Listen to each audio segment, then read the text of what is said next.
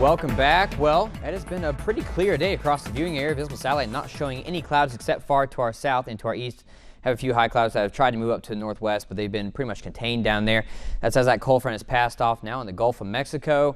So yeah, we really haven't seen too much rain really today. We've had officially a trace here in Hattiesburg, but none of that showing up over the past several hours on our radar. And how about that cold front? Well, if we zoom on out, we can take a look at where it's at. Low pressure right now sitting up in Canada.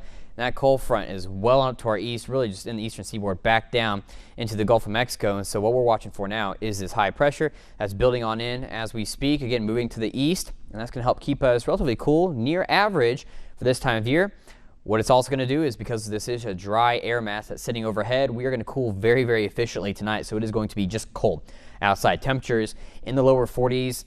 Not out of the realm of possibility to see some upper 30s out there as well. Winds will be pretty calm out of the north-northwest, 5-10 miles per hour, just clear and just chilly and cold. Highs for tomorrow, again in the mid to lower 70s, winds still out of the northeast, mostly sunny and just it's going to be overall a fairly nice Wednesday.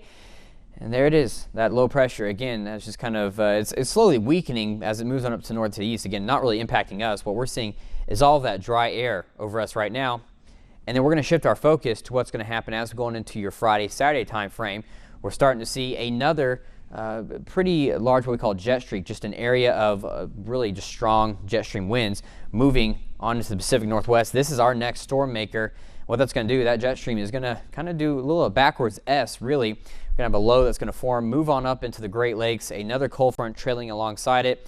This one is going to bring us some showers and thunderstorms as well. The good news is severe weather threat is looking fairly low.